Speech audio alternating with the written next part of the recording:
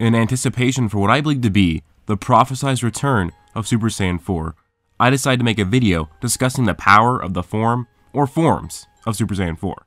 As a lot of people forget, or just never realize, that there are 3 different variations of the Super Saiyan 4 form, kinda like the different variations of the Super Saiyan form. There's the regular Super Saiyan 4, Full Power Super Saiyan 4, and Ultra Full Power Super Saiyan 4, ascending in order from weakest to strongest. Each is far stronger than the previous, but I know that GT is generally the least watched of the fandom, as is the only series without its own manga, or officially at least. I actually own some copies of the unofficial GT manga. It's dope, but Super Saiyan 4 is way stronger than you think. A lot of people just throw a 10 times multiplier on top of Super Saiyan 3, since it is combining Nozaru and the Super Saiyan forms, but that is actually massive downplay. If you actually watch the series and analyze its power progression instead of just hypothetically combining multipliers in your head, you can come to a number that is far, far stronger than that. So I'm just gonna get right into it, but if you love Super Saiyan 4, hit the like and subscribe button. So Super Saiyan 4 is first shown in the Baby Saga of Dragon Ball GT, and that's where we will begin. Luckily, we get direct comparisons and progressions of the Super Saiyan 3 forms to the Gold Nozaru form, and then to Super Saiyan 4, so we can get a really good number.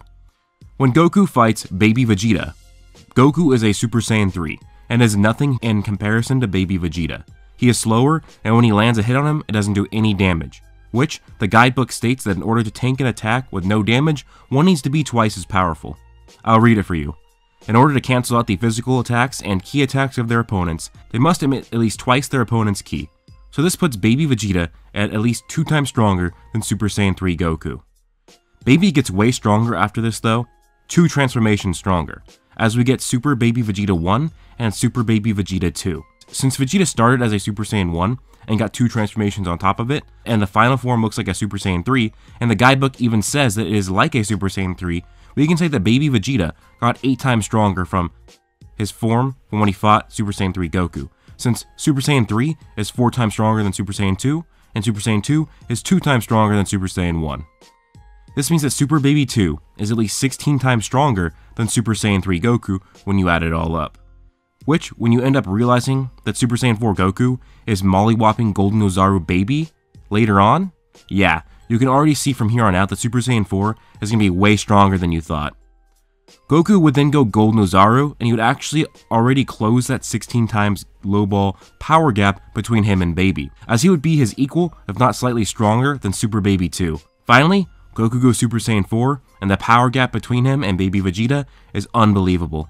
Super Saiyan 4 Goku tanks a revenge death ball from Super Baby 2, and this was stated to be with a smidgen of his power. Now smidgen is hard to quantify, but I did a lot of thinking over this. Something big, like Goku's chi, what would be a smidgen of that?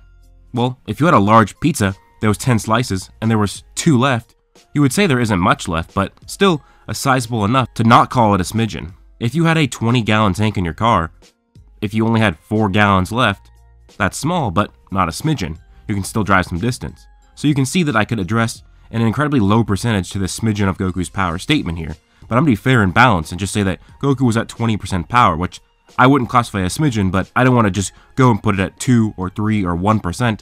20% I think is fair. Far more than what most would classify as a smidgen for something so large. And the Revenge Death Ball in the guidebook is stated to be a negative Spirit Bomb, and we know the Spirit Bomb is stronger than a Kamehameha, which is roughly 2.5 times stronger than the base power of the user, as we saw in early Dragon Ball Z against Raditz. So it would be safe to say that the Revenge Death Ball is 3 times stronger than Baby, which, then take into account that Goku tanked it, and like I said, you need to be 2 times stronger to tank something in Dragon Ball. That means that Super Saiyan 4 Goku is at least 30 times stronger than Super Baby 2.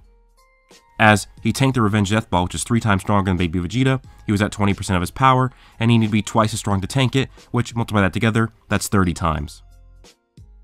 So then I already know that you're moving ahead of me, and taking the 16 times multiplier for Gold Nozaru, and combining that with the 30 times multiplier for Super Saiyan 4.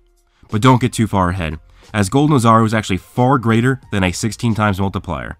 As when Baby goes Gold Nozaru and fights Super Saiyan 4, we get to analyze the actual growth in power. See, the Gold Nozaru actually completely transcends the previous power gap, which means it got well over 16 times stronger. But the issue is that it didn't just surpass Super Saiyan 4 Goku, it surpassed his times 10 Kamehameha, which, as I said earlier, Kamehameha can generally be a 2.5 times multiplier of the user's power, and a 10 times Kamehameha would be a 25 times multiplier over the user's power, which again brings in the fact that you need to be 2 times stronger than someone to tank their attacks. This means that Super Baby 2 went from 30 times weaker than Super Saiyan 4 to 50 times stronger as a Nozaru, making Gold Nozaru a 1500 times multiplier on top of Super Saiyan 3.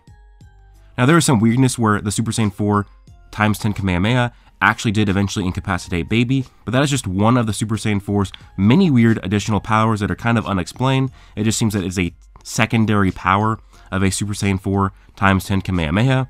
It does not appear as an ability later on against Shenron, but it's probably because he was just too strong to be affected by its secondary ability. But Nozaru Baby took the brunt of the times 10 Kamehameha, and it didn't falter him at all, and it just seems that the incapacitating ability just lingers and it goes on, but it still would have the effect from when it first hits him, and it didn't do anything to him. So this actually gives us the multipliers here for Super Saiyan 4. Gold Nozaru is 1500 times on top of Super Saiyan 3, Super Saiyan 4 is 30 times on top of Gold Nozaru. Now there's a debate in the fandom about Super Saiyan and its grade 4 multiplier. It's either above 50 or it's 500 times. It can go either way. Seth the programmer made a good video on it. I made a video on it giving my counter to it, but overall, I still would side more with the 500. It's just that I think there is a good argument for either. So because of that, I'm going to give a scale for both levels of power here for the sake of reference. So this means that Super Saiyan 4 is between an 18 million times multiplier and a 100 million times multiplier on top of base form, depending on which multiplier you use for Super Saiyan grade 4.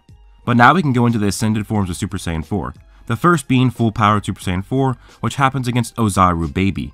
Some people debate that full power Super Saiyan 4 is just Goku regaining his full power as a Super Saiyan 4. But that just does not make sense, as his power dwarfed all the people giving it to him, and he surpasses old Super Saiyan 4 power greatly. Remember that a times 10 Kamehameha didn't work for my regular Super Saiyan 4 Goku, but a full power Super Saiyan 4 Goku could defeat Nozaru Baby pretty easily. Remember when I said that the gap in power between Super Saiyan 4 Goku and Baby was 50 times, but full power Super Saiyan 4 Goku was way stronger? This means that Super Saiyan 4 Goku got 50 times stronger as a full power Super Saiyan 4 than regular Super Saiyan 4. But also, a full power Super Saiyan 4 Goku, he negated the Revenge Death Ball from Nozaru Baby, meaning that he's actually 3 times stronger even further, which puts the full power Super Saiyan 4 multiplier between 2.7 billion and 27 billion times base form, depending on what you believe to be the Super Saiyan grade 4 multiplier. Next is the Ultra Full Power Super Saiyan 4, which provides us with a similar situation. Full power Super Saiyan 4 Goku is too weak for Sin Shinron, and not even the times 10 Kamehameha does anything to him. Yet, Ultra Full Power Super Saiyan 4 can damage Sin Shinron with regular punches, meaning that because Omega could tank a times 10 Kamehameha, he is 2 times stronger than the times 10 Kamehameha, that is 25 times stronger than Goku, meaning the Ultra Full Power Super Saiyan 4 Goku is over 50 times stronger than the Full Power Super Saiyan 4, making the multiplier between a 130 billion and 1.3 trillion times base, depending on what you believe to be the Super Saiyan grade 4 multiplier. So yeah, Super Saiyan 4 is insanely strong, probably way stronger than you thought, especially when you add in the 2 higher forms. Now whatever if you disagree with the exact numbers, the whole point of the video is that Super Saiyan 4 is way stronger than you think. Super Saiyan 4 is not just a simple 10 times multiplier on top of Super Saiyan 3. Gold Nozaru itself is way above Super Saiyan 3, and Super Saiyan 4 is way above Gold Nozaru. Then the same can be said about Full Power Super Saiyan 4 and Ultra Full Power Super Saiyan 4. So, I want to make this video on the Super Saiyan 4 multiplier, because in the coming weeks, I'll be coming out with a video on GT Goku's power compared to Super Goku's power in the manga, and actually show that GT Goku is not weak compared to the Dragon Ball Super manga, unlike when compared to the Dragon Ball Super anime. So, if you are anticipating that video, please like, subscribe, and turn on notifications, and let me know your thoughts down below. So, if you guys did enjoy, you can also check out my light novel series called 9 Fates. It's at 9fates.com. It's a dark science fantasy series where I take a lot of inspiration from the manga that I've read and making my own story. It'll be adapted into a comic in the coming months, and right now I believe there's 10 chapters, and I kind of slowed on writing the series because I'm now working on creating scripts to turn this into a comic, and it's going well so far. But if you guys want to check out the story so far, it is at 9fates.com or linked down below. With that being said, you can also follow me on Twitter, linked down below, or follow me on Instagram, which I never upload, but if you want to follow me, I'm there. But hope you guys all have an amazing day. Peace out.